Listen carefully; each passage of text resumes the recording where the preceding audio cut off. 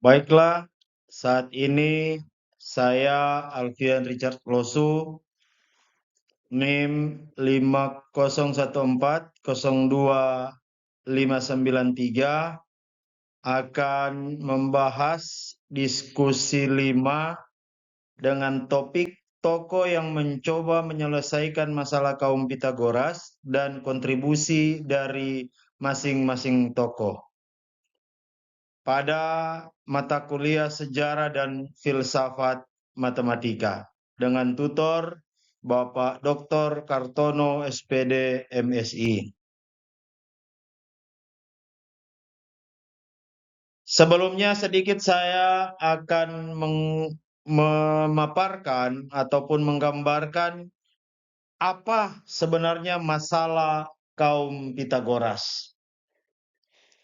Kaum Pitagoras, sedikit saya gambarkan, sekitar abad ke-6 merupakan sekelompok filsuf dan matematikawan yang percaya bahwa pertama, segala sesuatu di alam semesta dapat dijelaskan melalui bilangan rasional atau bilangan yang bisa ditulis sebagai pecahan A per B. Yang kedua, bilangan adalah dasar dari realitas harmonik musik, proporsi, dan kosmos. Ketiga, keindahan dan keteraturan alam mencerminkan rasionalitas angka. Namun muncul beberapa masalah atau muncul masalah di antara kaum Pitagoras. Masalah utamanya adalah penemuan bilangan irasional. Saat mereka mengkaji segitiga siku-siku dengan sisi satu-satuan, mereka menghitung panjang diagonal dan menemukan nilainya adalah akar 2. Namun, akar 2 tidak bisa ditulis sebagai pecahan dari dua bilangan bulat. Ini adalah bilangan irasional. Dan pada saat itu, ini menjadi krisis yang besar di antara kaum Pitagoras. Selanjutnya, mengapa ini menjadi masalah besar bagi kaum Pitagoras? Pertama, karena ini menghancurkan keyakinan dasar mereka bahwa semua hal di alam semesta dapat dijelaskan oleh bilangan rasional. Kemudian bagi mereka, bilangan irasional adalah tidak masuk akal secara literal dan filosofis. Ketiga, ada legenda bahwa Hippasus yang menemukan keberadaan bilangan irasional dihukum atau bahkan dibunuh karena membocorkan kebenaran ini. Kemudian dampak dari masalah ini bagi kaum Pitagoras. Dampak pertama adalah krisis filosofis dan matematika. Mereka harus menghadapi kenyataan bahwa sistem mereka tidak sempurna. Kedua, kelahiran konsep baru, yakni penemuan ini memicu berkembangnya teori proporsi oleh Eudoxus yang bisa menjelaskan perbandingan tanpa bilangan eksplisit. Ketiga, dampak yang ketiga, rekonstruksi matematika. Euclid dan Theaetetus membantu membangun ulang fondasi matematika yang lebih inklusif terhadap bilangan irasional. Atau singkatnya dari masalah kaum Pitagoras adalah bahwa kepercayaan inti mereka bahwa semua hal bisa dijelaskan dengan bilangan irasional dihancurkan oleh penemuan bilangan irasional seperti akar 2.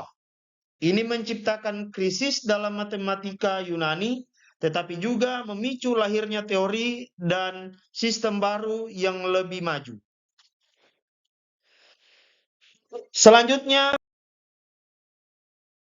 saya akan memaparkan tokoh-tokoh yang mencoba menyelesaikan masalah kaum Pitagoras. Yang pertama ada Hippasus, yang kedua ada Eudoxus, yang ketiga ada Euclid, yang keempat ada Theaetetus.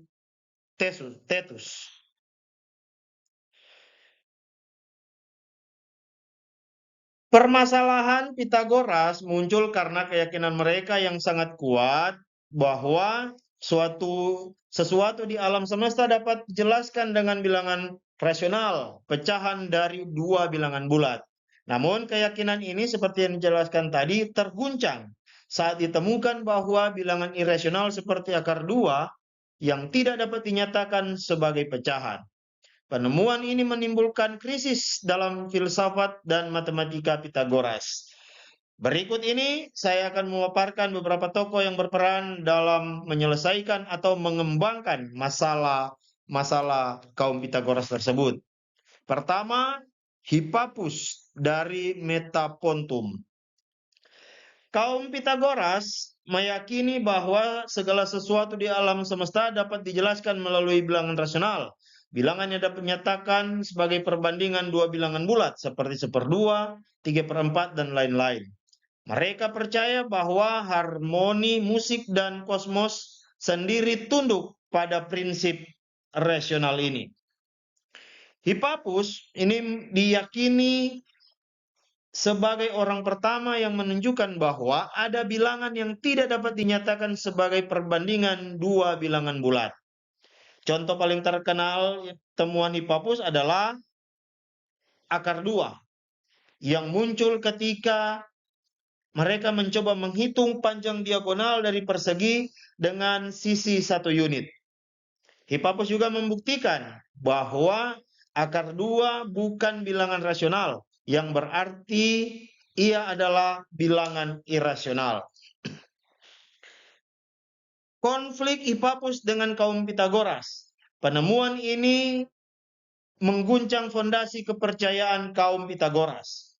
Dan menurut legenda, penemuan ini begitu mengejutkan dan dianggap bidah oleh kelompok Pitagoras, sehingga Hippapus dibuang dan bahkan dibunuh. Konon ia ditenggelamkan di laut karena membocorkan rahasia ini. Dampak dan filosofis matematis dari apa yang ditemukan oleh Hippapus. Pertama, penemuan Hippapus membuka jalan untuk konsep ketakterhinggaan, ketidakteraturan, dan kerumitan dalam matematika. Kedua, ini menjadi awal dari kesadaran bahwa matematika lebih kompleks daripada yang dibayangkan oleh Pitagoras.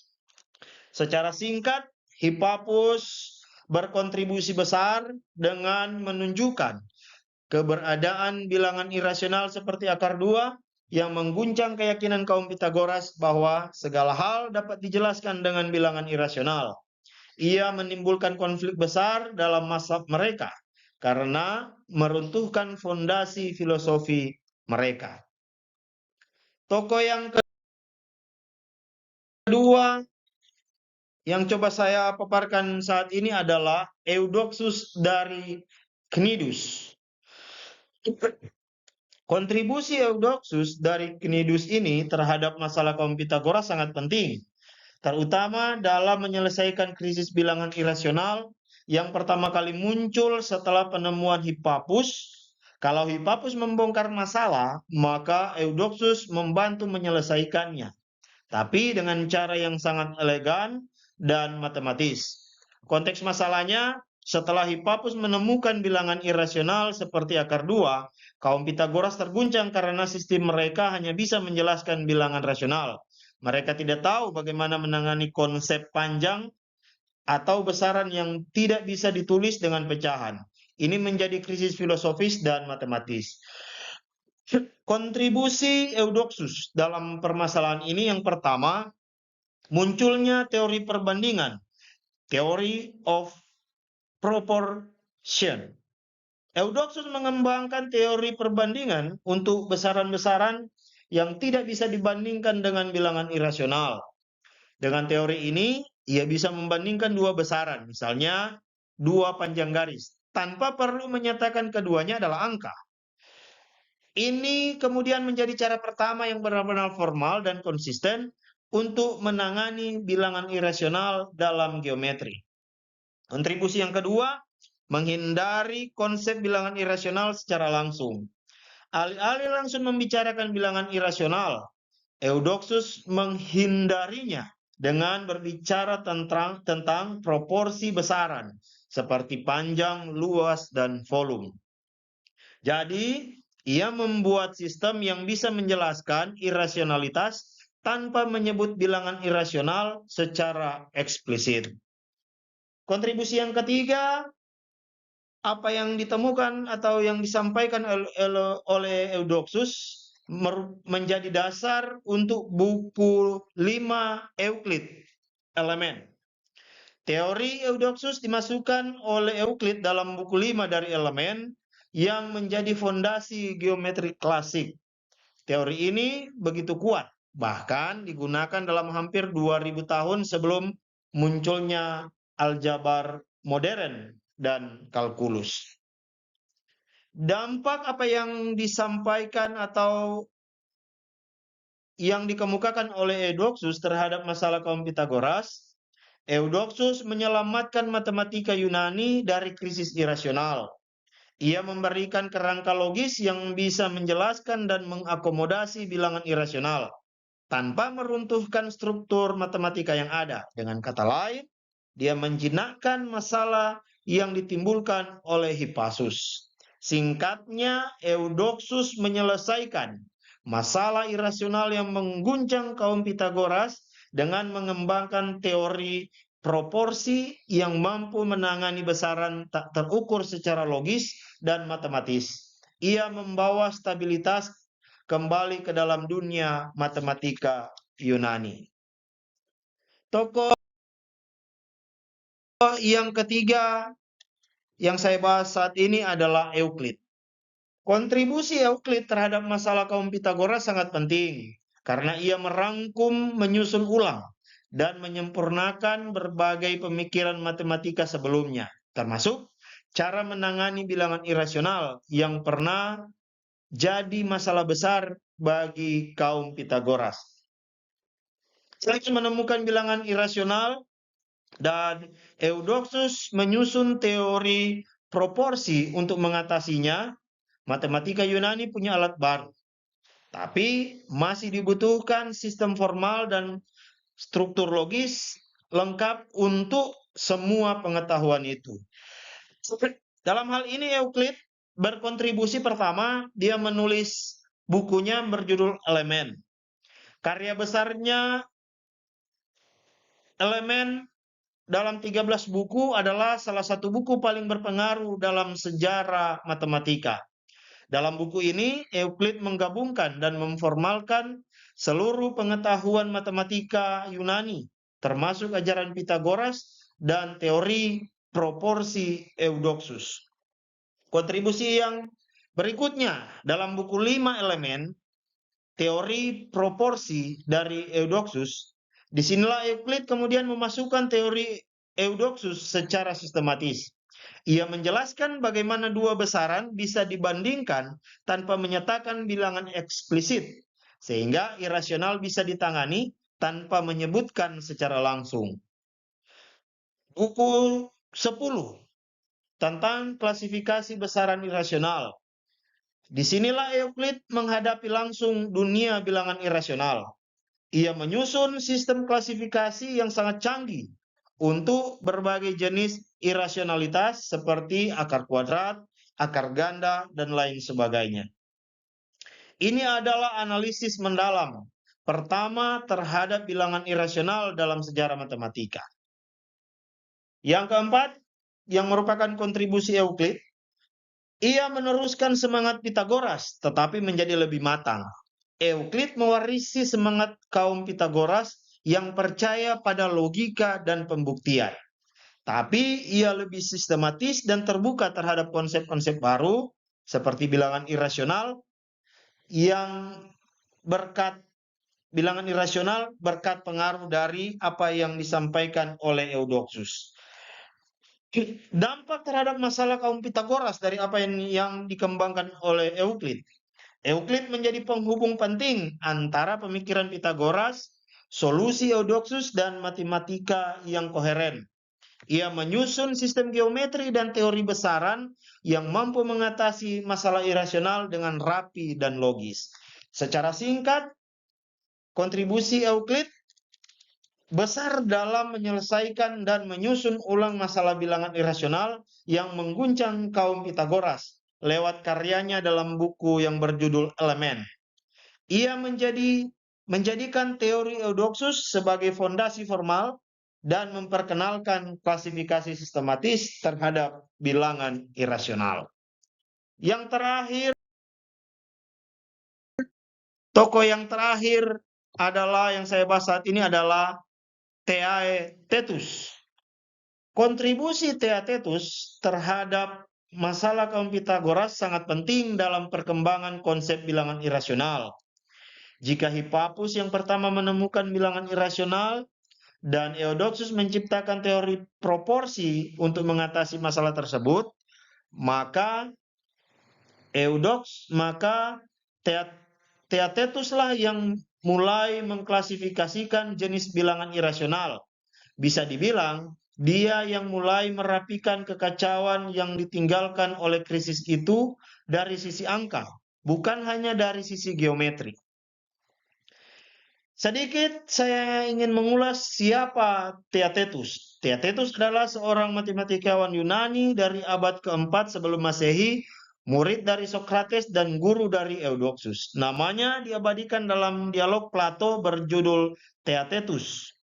Ia punya peran penting dalam mengembangkan matematika irasional, khususnya melalui pengklasifikasian bilangan irasional.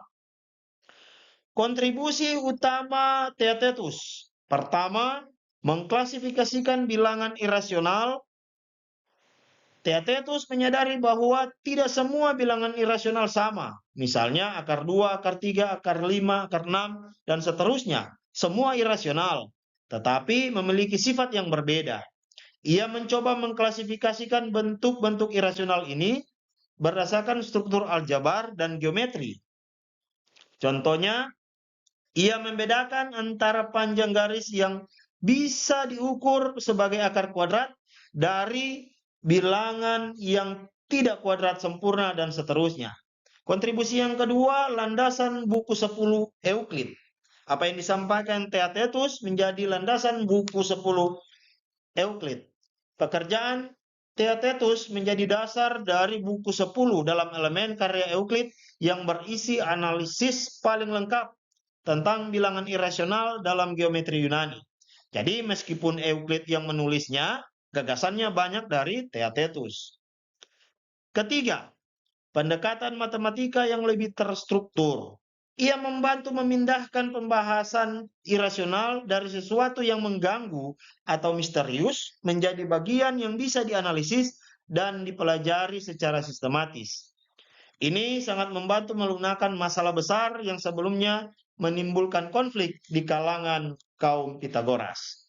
Dampak terhadap masalah Pitagoras dari apa yang disampaikan oleh Theaetetus.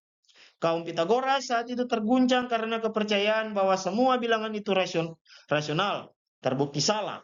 Theaetetus membantu mengklasifikasikan dan memahami jenis-jenis bilangan irasional, membuka jalan bagi penyusunan sistem matematika yang bisa menerima dan menjelaskan bilangan tersebut secara rapi. Secara singkatnya, Theaetetus berkontribusi besar dalam mengatasi masalah kaum Pitagoras dengan mengklasifikasikan bilangan irasional secara sistematis dan menjadi fondasi bagi analisis mendalam dalam buku 10 karya Euclid. Ia menjadikan irasionalitas sebagai bagian sah dari dunia matematika. Demikianlah keempat tokoh yang mencoba menyelesaikan masalah kaum Pitagoras. Selanjutnya, kesimpulan dari apa yang menjadi masalah dan dibahas oleh tokoh-tokoh untuk masalah yang dari kaum Pitagoras. Pertama, perubahan pandangan terhadap bilangan. Kedua, perkembangan konsep matematika lebih abstrak. Ketiga, matematika tidak hanya berdasar pada kepercayaan, tetapi pembuktian. Dan yang keempat, kolaborasi dan penyempurnaan konsep. Demikian yang bisa saya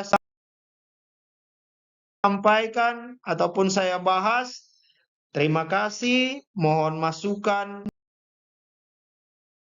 dan koreksi ataupun saran untuk perbaikan yang konstruktif. Terima kasih.